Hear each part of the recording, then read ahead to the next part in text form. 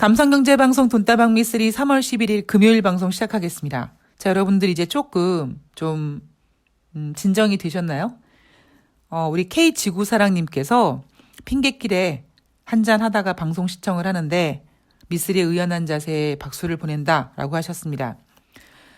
저는 2008년도에 정말 제 인생을 완전히 뒤바꿔버릴 일이 생겼고, 그리고 그 일로 인해서 증권회사를 그만두고 방송의 길을 걷게 되었습니다. 저는 그동안 좀 제잘난 맛에 산 부분도 있었고요. 자신감도 있었고, 내가 뭔가 악착같이 하면 다 잘 될 거라고 생각했던 그런 근자감으로 살았던 사람인데, 자꾸 사회생활을 하고 제가 하고자 하는 거를 하려고 도전을 할 때마다 자꾸 부딪히는 거예요. 그럴 때마다 처음에는 술을 마셨죠. 그리고 화도 냈습니다. 울기도 했고요. 제 경쟁자가 저를 이겼을 때 우리 부모님도 탓하고 제 환경도 탓하고 세상도 욕하고 아이씨 세상 다 망해버려라 이렇게 생각하기도 했었습니다.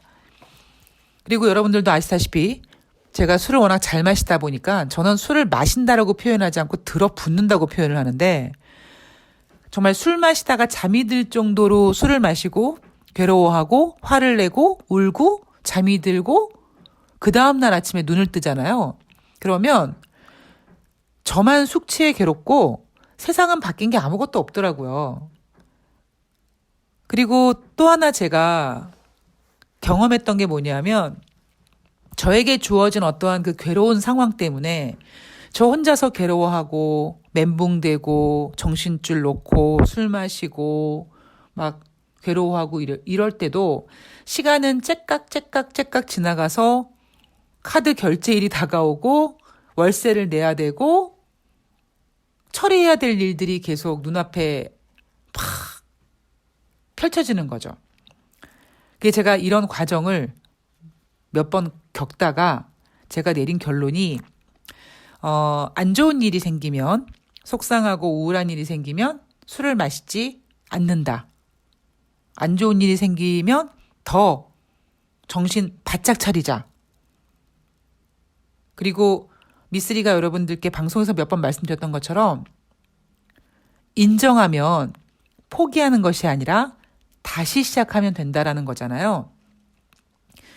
저는 제가 방송에서도 몇 번 말씀을 드렸던 것처럼 지난번에 그러니까 문재인 대통령님과 이제 이재명 후보님이 경선에서 이제 경쟁하셨을 때, 그러니까 제 19대 대통령을 준비하고 있는 동안에 전 그때부터 이재명 후보님을 지지했던 사람입니다. 근데 그때는 남자친구는 문재인 대통령을 지지했었거든요. 그래서 이제 어쨌든 결과적으로는 문재인 대통령님이 대통령이 되셨잖아요. 근데 이제 요즘에 남자친구가 저한테 하는 얘기가 뭐냐면, 이제 너의 생각이 옳았었다. 이런 얘기를 합니다. 저는 한편으로는 되게 좀 짜증나고 화가 나죠. 그래, 내 말이 맞았었잖아. 이렇게 하면서도 제가 뭐라고 얘기하냐면, 오빠, 다 때가 있는 거라고 생각을 해. 그냥 만약에 그때 이재명 후보님이 대통령이 돼서 개혁을 하고 이런 과정에서 글쎄 잘 됐었을까? 나는 세상의 모든 이치는 그냥 다 때가 된다고 생각을 해. 그래서 간절할수록 더 천천히 해야 된다라고 생각을 하고, 그리고 이번 일 같은 경우도 우리가 할 수 있는 게 아무것도 없잖아요. 제가 앞에서도 한번 말씀드렸지만, 어떤 분이 그러시더라고요. 그냥 난 정치에 관심이 없는데 윤석열 후보가 대통령 되면 못하면 촛불 들고 나가서 탄핵시키지. 그러니까 탄핵 안 될 거라고요. 그랬을 때 가장 좋은 방법은 인정하고 대신 포기하는 게 아니라 다시 시작하면 된다라고 생각을 합니다. 저는 이런 생각을 한 10여 년 동안 제 인생을 이제 이겨내면서 제 인생을 살아가면서 만들어진 것 같아요. 그래서 이번 일도 가장 좋은 방법은, 그러니까 가장 좋은 결과는 제가 지지했던 이재명 후보님이 대통령이 되시는 거고, 최악의 시나리오도 여러분 생각을 했겠죠, 당연히. 저는 주식하는 사람이고, 방송에서 제가 여러분 어떤 이슈가 나오면 저는 최악의 시나리오를 쓰고 시작합니다라고 말씀드리잖아요. 그래서 철상철하, 철두철미해야 된다고 말씀드리잖아요. 그러니까 이게 굳이 뭐 주식시장에서만 반영되는 거겠습니까? 인생의 모든 거에 다 반영이 되는 거죠. 그러다 보니까 저는 남들보다 일어나는 시간이 굉장히 빠른 것 같아요. 그러니까 어떤 일이 생기면 그 상황에 대해서 순간적으로 힘들고 괴로워하는 시간이 굉장히 저는 짧은 것 같아요. 그래서 어젯밤에도 제가 밤늦게까지 잠을 이제 못 잤는데, 사실 얼마나 제가 피곤하겠습니까? 날밤을 깠는데. 제가 뭐 28 청춘도 아니고 지금 이제 50일 눈앞에 두고 있는 사람인데. 근데 제가 밤에 어제 잠을 못 잤던 이유가 뭐냐면, 개인적으로 이렇게 유튜브 하시는 분들을 보니까요, 그 진행하시는 분들도 그렇고, 그리고 실시간 채팅도 그렇고, 댓글도 그렇고, 너무나 많은 분들이 제가 생각하고 있던 것보다 더 힘들어 하시고, 더 슬퍼 하시고, 더 괴로워 하시더라고요. 그래서 저는, 내가 너무 3월 10일 목요일 방송에서 너무 정말 너무 뻔뻔하게 태연하게 방송을 했나? 라는 좀 생각도 했는데, 그냥 여러분, 이게 저예요. 예. 여러분들이, 야, 진짜 너 독하다라고 하실지 모르겠습니다만, 이게 접니다. 저는 이게 저의 무기라고 생각을 하고요. 그리고 저의 이런 면이, 뭐 어제도 말씀을 드렸지만, 저의 이런 면이 이 엄청난 주식시장에서 정말 아무것도 없는, 명함 하나 갖고 있지 않는 제가 7년 동안 돈다방 미스를 진행하고, 그리고 그냥 파일을 그냥 올리는 게 아니라, 그리고 그 파일에다가 뭐 엄청난 뭐 편집 작업을 넣어가지고 막 화려하게 포장하는 거 없이 오직 그냥 컨텐츠 하나로 시황 하나 정확하게 보겠다. 이거 하나로 제가 할 수 있는 큰 어떤 무기가 바로 이런 저의 모습인 것 같아요. 그리고 제가 앞에서도 한번 말씀을 드렸듯이 상처 입은 사람한테, 힘든 사람한테, 물론 아유 어떻게 하니, 힘내, 이런 위안도 좋고 위로도 좋지만, 저는 사실 그것보다, 그래서 어떻게 할 거야? 그러고 있을 거야? 다시 일어나야지. 시작해야지. 너 그렇게 무너질 거야? 너 왜 안 됐는지 빨리 생각해야지.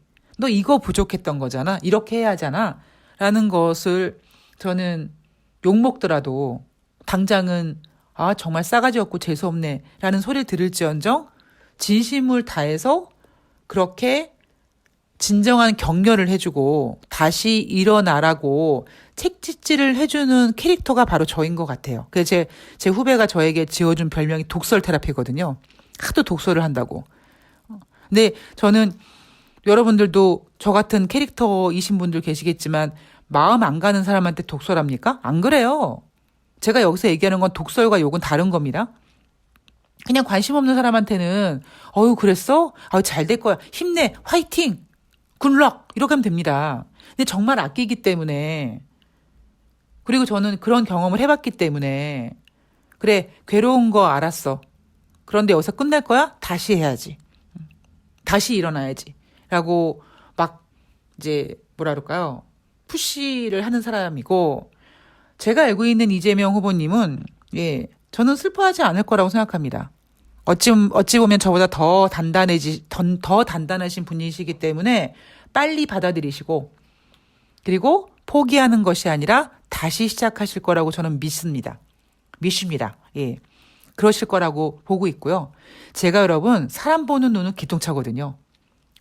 주식시장 보는 눈이 어디 가겠습니까? 사람 보는 눈도 기똥차입니다. 물론 제가 그동안 수많은 시간 동안에 시행착오도 많았지만, 이제 어느 정도 이제 그런 시행착오를 통해서 주식시장이나 어떤 인물을 보는 그 눈은 그 누구에게도 지지 않는다라고 자부하고 있습니다. 자, 여러분들, 제가 왜 이 얘기를 드리냐면, 내가 너무 어제 방송에서 너무 했나? 라는 좀 생각이 들더라고요. 그래서, 어제만이라도 제가 조금 여러분들과 어떤 그 고통을 좀 같이 했었어야 되는 그런 방송을 했었어야 되는데, 아씨, 내가 너무 셌나? 뭐 이런 방송 후회를 좀 하게 되는 바람에, 뭐 여러분들은 아니야, 미쓰리 알고 있었어 라고 해주시면 너무나 땡큐고요. 예, 혹시라도 그런 게 아니라면 예, 오해가 좀 없으셨으면 좋겠습니다. 참고로 이런 게 저예요, 여러분. 예, 이런 재수없게 독한 캐릭터가 저고요. 그래서 저는 이런 캐릭터로 초심 잃지 않고 계속 저의 길을 가는 겁니다. 제가 그랬잖아요. 아니, 뭐 부드러운 사람이 부드럽고 점잖은 게 뭐가 중요합니까? 예. 욕하더라도 성질 더럽더라도 일 잘하는 사람이 좋은 거예요. 제가 여러분 웬만한 남자들이 저 봤을 때 되게 재수없게 생각하거든요. 근데 저는 그런 거 굴하지 않습니다. 예. 싫으면 보지 말든가. 예. 이게 난데. 뭐 제가 늘 말씀드리지만 제가 얼굴로 방송하는 사람 아니잖아요. 뭐 누가 못생겼네 어쩌네. 그러니까 보다 이쁘지 않아. 이쁘지는 않지만 사랑스럽기는 해. 근데 어쩌라고. 아니 주식하는 사람이 시황 보는 사람이 시황만 잘 보면 되는 거지. 뭐 이런 정말 이런 멘탈로 살고 있는 사람이기 때문에 여러분들도 예, 그냥 그렇게 생각하세요. 내 옆에 더럽게 센 멘탈 하나 있어가지고 뭔가 이렇게 의지할 만하다라고 생각해 주시면 고맙겠습니다. 자, 오늘 뉴욕 증시는요.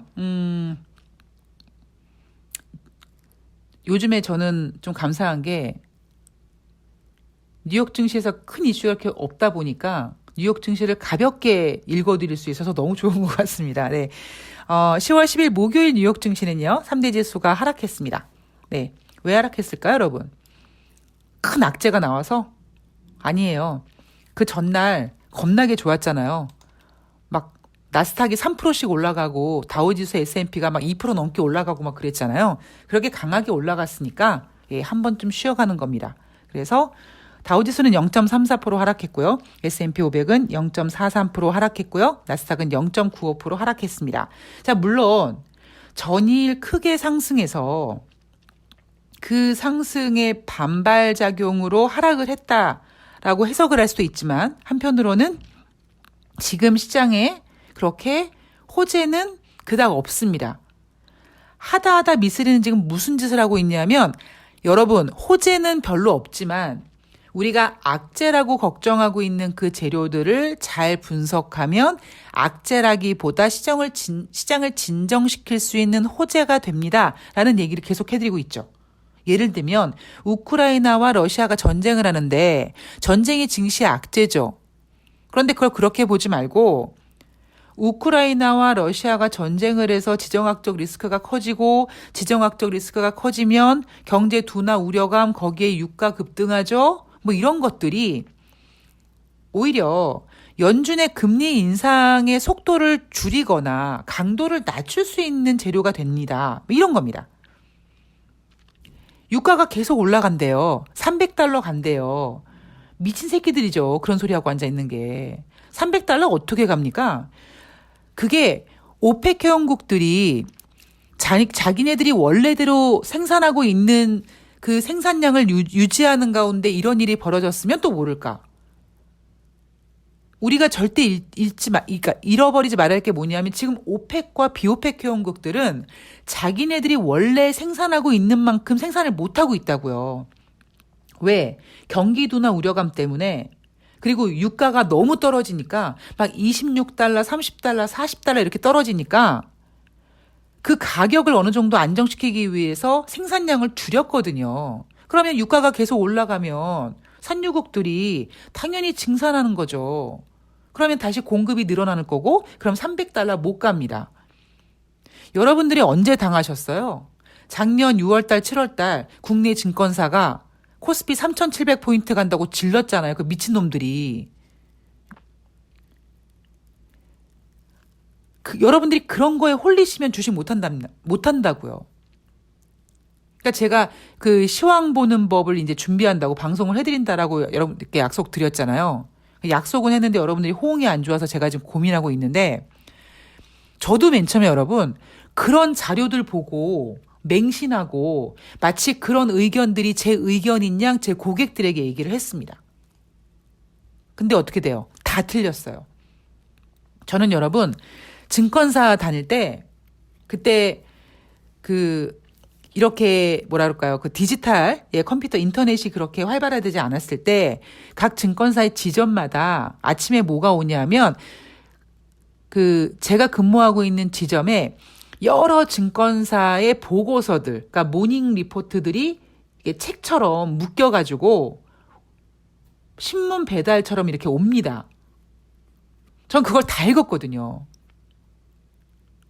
그리고 이제 그게 나중에는 이제 인터넷으로 바뀌고 그러면서 메신저를 통해서 이제 보급되고 하니까 제가 종이로 읽지 않았죠. 처음엔 저도 나보다는 애널리스트들이 훌륭하겠지 하는 마음으로 그들이 낸 보고서를 하나부터 끝까지 다 읽었어요. 그러다 뭐 했어요, 여러분? 안 됐죠. 다 쓸모없는 짓이었죠.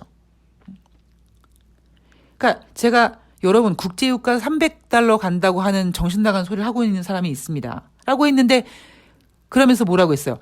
산유국들이 증산 얘기 나올 거라고. 그리고 증산합니다라고 결정 안 해도 돼요. 왜냐면 일정이 없거든요, 지금. 오펙 회의가 지금 정해져 있는 게 없고 단지 다음 주쯤에 월간 보고서가 발표가 되는데 지금 국제유가가 너무 세니까 증산할 수도 있다. 뭐 증산을 고려하고 있다더라. 그런 카더라 통신만 나와도 국제유가는 바로 안정된다고 얘기하잖아요. 물론 바로 안정이 된다고 해도 여러분들이 생각하고 있었던 50달러는 안 옵니다. 60달러 안 옵니다. 그런데 최소한 300달러는 가지 않는다라는 겁니다. 여러분 이게 주식이에요. 이게 시황입니다. 제가 지금 이 시황 보는 방법을 어떻게 진행을 해야 될지 모르겠는데 조금 더 고민을 해볼 거고요.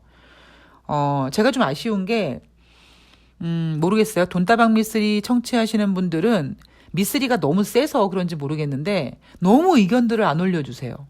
뭐 이렇게 진행했으면 좋겠다. 뭐 이런 의견들을 좀 올려주시면 제가 참고가 될 텐데, 왜냐하면 진행하는 건 저지만 들으실 분들은 여러분들이잖아요. 그러니까 여러분들 입맛에 좀 맞춰서 준비를 하고 싶은데 의견들이 올라오지 않아서 제가 너무 좀 개인적으로 속상합니다. 자, 뉴욕 증시는 어쨌든 지금 전일 너무 급등했고 그리고 시장의 호재보다는 악재가 좀 많은 상태에서 이날 하락했습니다. 경제 지표를 보면은요. 2월달 소비자 물가 지수가 전월 대비 0.8% 상승했다. 그리고 전년 대비는 7.9% 급등했다. 주간 신규 실업상 청구 건수는 전주 대비 11,000명 증가해서 22만 7천 명이지만 기준선은 30만 건이기 때문에 의미가 없다. 자, 러시아와 우크라이나 외무장관이 터키에서 협상을 했지만 별 진전을 보이지 않았다고 했죠. 자, 미쓰리가 뭐라고 했습니까? 얘네들은 계속 이런 식으로 협상해서 별 얘기 안 나오고 다시 만나고 그렇게 몇 번 만나는 과정에서 왔다 갔다 교통비는 좀 나와야 되니까 지네들끼리 쥐 오줌 만큼 줬다 뺐다 하면서 시간을 끌 거고, 그러면 얘네들이 협상에서 어떤 깨끗한 결과가 나오는 거는 3개월 이상이 될지는 모르겠습니다만 최소한 러시아와 우크라이나의 전쟁 이슈는 증권 바닥에서는 3개월이 못 간다 이겁니다. 자, 3월 말까지 4차 협상 개최가 기대된다.